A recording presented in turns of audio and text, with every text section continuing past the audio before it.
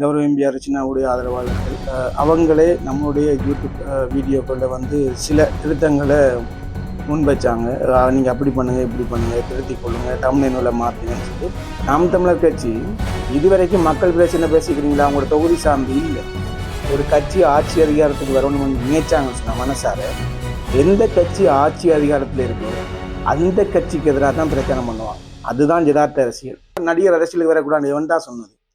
ஆனால் வேறு கட்சிகளுக்கு நடிகர்கள் பிரச்சாரம் பண்ணலாமாம், ஆனால் ஒரு நடிகர் அரசியலுக்கு வரக்கூடாதாம். எம்ஜிஆர் சார் வந்து நடிகர், ஜெயலலிதா அம்மா ஒரு நடிகர், விஜயகாந்த் சார் ஒரு நடிகர், ஏன் இப்போ தமிழ்நாட்டை ஆண்டு கொண்டிருக்க கௌரவ முதலமைச்சர் மு.க.ஸ்டாலின் அவர்கள் ஒரு நடிகர், அவருடைய மகன் ஒரு நடிகர், ஏன் சீமானண்ணா ஒரு நடிகர், இயக்குனர். வணக்கம் மகளே, நான் விஜயதரன். நான் நல்லா இருக்கேன். நீங்கள் எல்லாருமே நல்லா இருப்பீங்கன்னு நம்புறேன். நீண்ட நாள் ஆகிட்டு ஒரு 3 நாளைக்கு மேலே என்னுடைய யூடியூப் சேனலில் எந்த வீடியோ பதிவு போடல.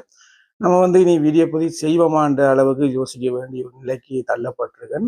எல்லாருக்கும் தெரியும், கூடுதலாக வந்து கௌரவ எம்பிஆர் அர்ச்சனா தொடர்பாக வீடியோ பதிவு அதிக நாட்களாக நான் வந்து என்னுடைய யூடியூப் சேனலில் பதிவிட்டு வந்தேன். தொடர்ந்தும் பதிவிட்டு கொண்டு வந்தான்.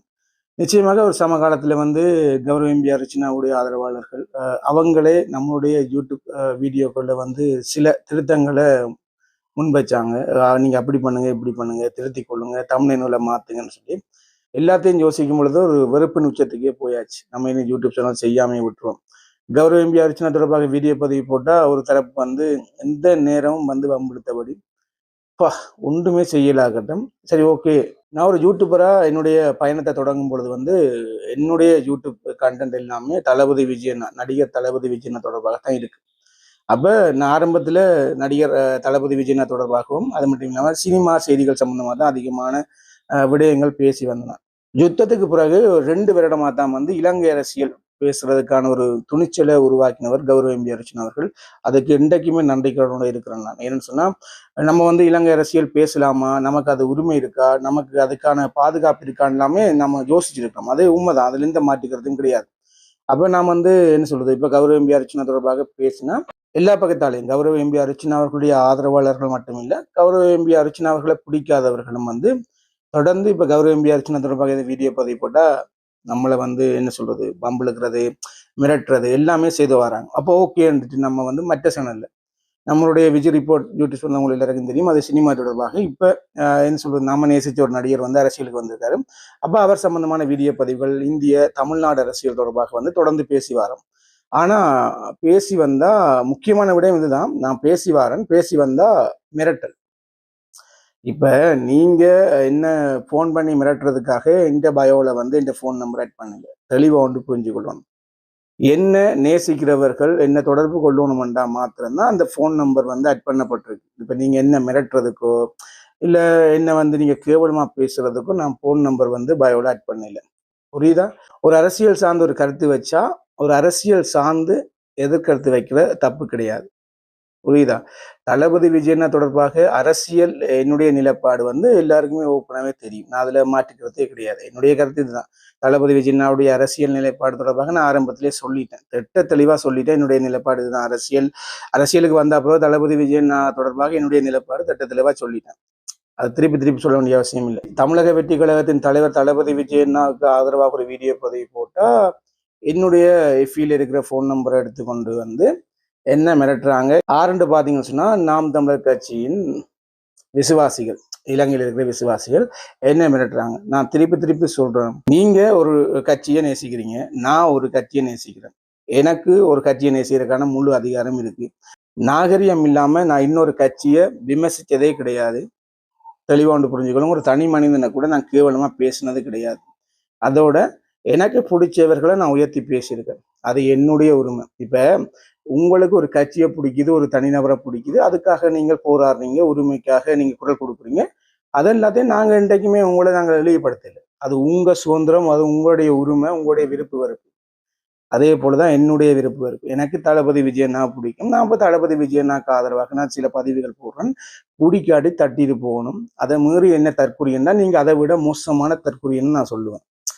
புரியுதா? இது என்னுடைய உரிமை. ஒரு தனி மனிதனுக்கு அரசியல்ல வேற நிலைப்பாடுகள் விருப்பு வெறுப்பு இருக்கும். நான் அரசியலை பார்க்குற கண்ணோட்டம் வேறையா இருக்கலாம், நீங்க அரசியலை பார்க்குற கண்ணோட்டம் வேறையா இருக்கலாம். அது அவர்களுடைய தனிப்பட்ட கருத்து சுதந்திரம், தனிப்பட்ட விருப்பு வெறுப்பு. அதுக்கு நீங்க வந்து என்னுடைய போன் நம்பர் எடுத்து மிரட்டுறது, என்ன சொல்றது, கௌரவ எம்பி அர்ச்சனா தொடர்பாக பேசினா மிரட்டுறாங்க, நடிகர் விஜய் தொடர்பாக பேசினா மிரட்டுறாங்க. எங்களுடைய தலைமை இல்லாததால இந்த அளவு பிரச்சனை.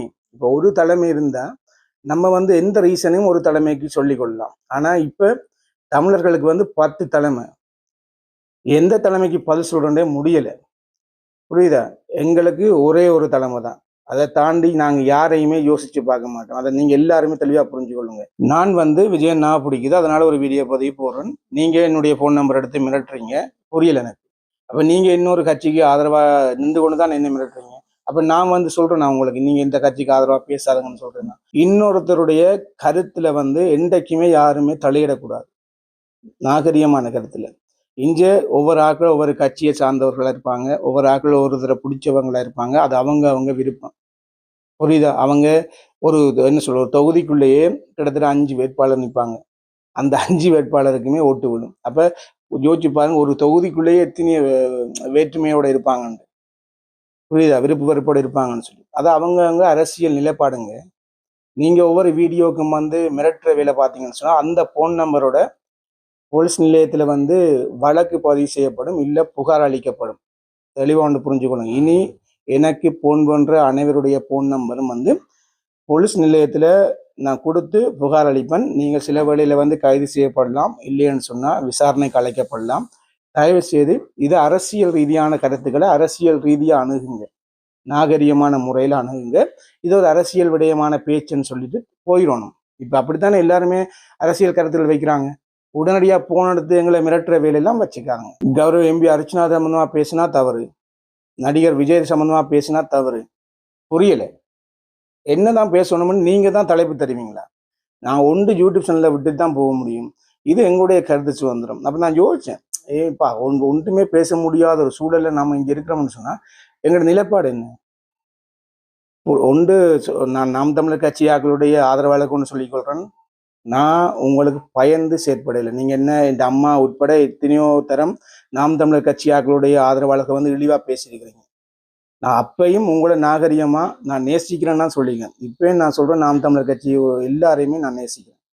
ஏன்னு சொன்னா நாம் தமிழர் கட்சிக்காரர் வந்து ஈழத்தமிழர்களுக்கு குரல் கொடுத்துருக்காங்க. அதுல எந்த மாற்றுக்கிறதும் கிடையாது. உண்மையாவே நன்றி மறந்தா நாம ஒரு கேடு கட்டவங்க தான். ஆனா தமிழ்நாட்டு அரசியலை மையமா கொண்டு நான் சொல்றேன், தயவு செய்து நாம் தமிழர் கட்சி வெற்றி பெற துளியளவும் வாய்ப்பில்லை. நான் யதார்த்த அரசியலை பேசுறேன், புரிஞ்சு கொள்ளுங்க. நாம் தமிழர் கட்சி வென்றாலும் நான் பட்டாசு கொளுத்தி சந்தோஷத்தை கொண்டாடுவேன். ஆனா துளியளவும் வாய்ப்பில்லை. நம்ம வந்து அப்படி வெற்றி பெற வாய்ப்பு இருக்குன்னு நினைச்சோம்னு சொன்னா நாங்க முட்டாளுங்க. அதைத்தான் நான் சொல்ல வரேன். நான் வந்து நாம் தமிழர் கட்சி வெல்லக்கூடாதுன்னு சொல்லல. நாம் தமிழர் கட்சிக்காகவே நான் கேட்டுக்கொள்றேன், தமிழ்நாட்டு மக்கள்கிட்ட ஓட்டு போடுங்க. ஓட்டை எல்லாம் ஒரடியா போடுங்க. ஒரு தமிழன் ஆட்சிக்கு வரட்டும். ஆனா தமிழன் ஆட்சிக்கு வரட்டும்னு சொன்னா பெரும்பான்மை மிகப்பெரிய ஒரு மக்கள் பலத்தோடு இருக்கிறவர் தளபதி விஜயன்னா. தளபதி விஜயன்னா வச்சுத்தான் என்ன சொல்றது, ஆளுங்கட்சியை முறியடிக்க முடியும். இப்ப இருக்கிற ஆளுங்கட்சியை முறியடிக்க முடியும். தளபதி விஜயன்னா வரையலன்னு சொன்னா தமிழ்நாட்டுல எந்தவித மாற்றமும் நடக்க போறது கிடையாது. இப்ப இருக்கிற ஆளுங்கட்சியை திருப்பி ஜெயிக்க போறாங்க. அதுல எந்த மாற்று கருத்தும் இல்லை. அந்த இப்ப இருக்கிற ஆளுங்கட்சியை வெல்ல வைக்கிறதுக்கு தான் நாம் தமிழர் கட்சி உட்பட எல்லா கட்சியும் வேலை செய்யறாங்க. இதுதான் நாங்க சொல்றோம். எங்களுக்கு தெரியுது அரசியல், உங்களுக்கு புரியல அரசியல். நாம் தமிழர் கட்சி இதுவரைக்கும் மக்கள் பிரச்சனை பேசிக்கிறீங்களா? உங்களோட தொகுதி சார்ந்து இல்லை. எந்த தொகுதியில போயும் தளபதி விஜய் அவர்களை திட்டுறதானே உங்களோட அரசியலா கிடக்கு. தளபதி விஜய் என்ன ஆட்சி அதிகாரத்துல இருக்கிறாங்க? இல்ல. ஒரு கட்சி ஆட்சி அதிகாரத்துக்கு வரணும்னு முயற்சாங்கன்னு சொன்னா மனசார, எந்த கட்சி ஆட்சி அதிகாரத்துல இருக்கோ அந்த கட்சிக்கு எதிராக தான் பிரச்சனை பண்ணுவாங்க. அதுதான் யதார்த்த அரசியல். தெளிவா ஒன்று புரிஞ்சுக்கொள்ளுங்க இலங்கை தமிழர்கள் அனைவருமே. நாம் தமிழர் கட்சி சமீபத்துல கடைப்பிடிக்கிற அரசியல் கொள்கைக்கு எதிராக தான் நான் பேசுறேன். அவர்கள் வந்து வெற்றிக்கான அரசியல் பண்ணல, ஒரு தமிழன் வென்ற கூடாண்ட அரசியல் பண்றாங்க. அவங்களும் வெல்ல போறது இல்லை. அவங்க வெல்றதுக்கான எந்தவித பிரச்சாரம் அவங்க பண்ணது கிடையாது. சகல மேடை பிரச்சாரங்களும் நான் பார்த்திருக்கேன். நாம் தமிழர் கட்சி வெற்றி பெறதுக்கான எந்தவித அணுகுமுறையான பேச்சுகளும் பேசுறது கிடையாது. அதனால தளபதி விஜயனை வச்சு தமிழ்நாட்டில் ஒரு ஆட்சி மாற்றத்தை கொண்டு வர முடியும். கொண்டு வந்து ஒரு தமிழன் ஆட்சிக்கு வரட்டும் தமிழ்நாட்டில். அதுக்கு பிறகு உண்மையான தமிழனுக்கு தான் அந்த என்ன சொல்றது, தமிழனுடைய வழி வேதனை தெரியும். அதனால தமிழன் வரட்டும். அதுக்கு பிறகு வந்து வேணுமெண்டா நாம் தமிழர் கட்சியும் தளபதி விஜயனா அடிச்சுக்கட்டும். நாங்க அதுக்கு எதிராக எதுவுமே பேச வரையில. அவர்கள் வந்து 2 பேரும் அடிச்சுக்கிட்டு மக்கள்கிட்ட நாங்க பேசு நீங்க பேசுன்னு கேட்கட்டும். மக்கள் யாரை தேர்ந்தெடுக்கிறாங்களோ அவங்க ஆட்சி அமைக்கட்டும். எனக்கு அதை பற்றி கவலை கிடையாது. இப்போ ஒரு தமிழன் ஆட்சி கொண்டு வரணும். அது மக்கள், அதாவது ரசிகர் பட்டாளம் நிறைஞ்ச ஒரு நடிகரால தான் முடியும். நடிகர் அரசியலுக்கு வரக்கூடாது எவன் தான் சொன்னது? ஆனா வேற கட்சிகளுக்கு நடிகர்களை பிரச்சாரம் பண்ணலாமாம். ஆனா ஒரு நடிகர் அரசியலுக்கு வரக்கூடாதாம். ஒரு ஒரு யதார்த்தம் இல்லாத ஒரு அரசியல் பண்றாங்க. எனக்கு தமிழ்நாட்டுல புரியல. தமிழ்நாட்டுல முதன்மையா இருக்கிற கட்சிகள் எல்லாத்துக்குமே பிரச்சாரம் பண்றது ஒரு நடிகர்கள். ஆனா ஒரு நடிகர் அரசியலுக்கு வரக்கூடாதாம். எம்ஜிஆர் சார் வந்து நடிகர், ஜெயலலிதா அம்மா ஒரு நடிகர், விஜயகாந்த் சார் ஒரு நடிகர். ஏன் இப்ப தமிழ்நாட்டை ஆண்டு கொண்டிருக்க கௌரவ முதலமைச்சர் மு.க.ஸ்டாலின் அவர்கள் ஒரு நடிகர், அவருடைய மகன் ஒரு நடிகர், ஏன் சீமானண்ணா ஒரு நடிகர், இயக்குனர். இப்ப அரசியல் இருக்க அனைவருமே குறிப்பிட்ட ஒரு என்ன சொல்றது சதவீதத்தை தவிர மிச்ச எல்லாருமே ஒரு சினிமா துறையிலிருந்து வந்தவர்கள். பெஸ்ட் உண்மையா சொல்றோம், தமிழ்நாட்டு மக்களை பேய் காட்டு அரசியல் பண்ணாதுங்க. அதை விட நம்ம வந்து ஒரு வீடியோ பதிவு தளபதி விஜயண்ணாக்கு ஆதரவாக போட்டா நம்ம வச்ச கருத்துல இருந்து தவறு இருந்தா நீங்க எதிர்கருத்து வைங்க, அது தப்பு கிடையாது. எதிர்கருத்து நாகரிகமா வைக்கலாம். நான் இந்த அரசியல் ரீதியாக இந்த கருத்து தவறுன்னு சொல்றது நான் வரவேற்கிறேன். ஆனா எனக்கு போன் பண்ணி எந்த வகையோட எந்த ஃபோன் நம்பர் எடுத்து எனக்கே மிரட்டுறீங்க பாருங்க. தயவு செய்து இப்ப இந்த வீடியோட சொல்லிக்கொள்றேன். ஃபோன் நம்பர் எடுத்து அன்பா பேசுறவங்க விட்டுருங்க. ஆனா நீங்க அதிகார நிமித்தமா என்ன மிரட்டல் என்ன சொல்றது செயற்பாடுகள் செய்வீங்களா இருந்தா ஃபோன் நம்பரோட போலீஸ் நிலையத்தில் வந்து புகார் அளிக்கப்படும். சில வேளையில கைது செய்யப்படுவீங்க, சில வேளையில வந்து விசாரணைக்கு அழைக்கப்படுவீங்க. தயவு செய்து யாரும் மிரட்டுறதுக்கு முற்படாதுங்க. ஏன்னு சொன்னா ஒரு மனிதனுடைய கருத்து சுதந்திரத்துல யாரும் தலையிடுறதுக்கு யாருக்கும் உரிமை கிடையாது. கௌரவ எம்பி அர்ச்சனா தொடர்பாக பேசினா தப்பு, நடிகர் விஜய் தொடர்பாக பேசினா தப்பு, நம்ம இன்னொரு விடயம் தொடர்பாக பேசினாலும் அதுவும் தப்பு. இப்ப பேச்சு சுதந்திரம் எங்க இருக்கு? உண்மையாவே இப்பதான் இலங்கையில பேச்சு சுதந்திரம் இருக்கு. புரியுதா? உண்மையாவே இலங்கை அரசாங்கம் வந்து இப்ப தமிழர்களுக்கு எந்த வித பேசுறதுக்கான தடைகளை விதிக்கிறதே கிடையாது. ஆனா இப்ப தமிழர்களுக்கு மிகப்பெரிய நெருக்கடியா இருக்கா. உண்மையா சொல்றேன். அரசாங்கம் வந்து எந்த வித தடையும் போடல. நீங்க சுதந்திரமா பேசுங்கன்னு எல்லாருக்கும் ஃப்ரீடமா விட்டுருக்காங்க. பேச்சு சுதந்திரம் எல்லாம் உங்களுக்கு இருக்கு, தமிழர்களுக்கு இருக்குன்னு சொல்லி பேசுற அளவுக்கு நாகரீகமா பேசலாம்ன்ற அளவுக்கு ஒரு சுதந்திரம் தந்திருக்காங்க. ஆனா நம்முடைய சுதந்திரத்தை வந்து எங்களுடைய தமிழர்கள் தான் மட்டுப்படுத்துறீங்கன்றதான் மிக மிக ஒரு மனவேதனையா கிடக்கு. என்ன சொல்றேன்னே தெரியல. நிச்சயமாக மிரட்டல்கள் தயவு செய்து வேண்டாம். அது வந்து போலீஸ் நிலையத்துக்கு உங்களுடைய ஃபோன் நம்பரோட புகார் அளிக்கப்படும். அது உங்களுக்கு தான் மிகப்பெரிய ஒரு பாதிப்பை உண்டாகும்னு சொல்லிக்கொண்டு இன்னொரு வீடியோ சந்திக்கும். பாய்.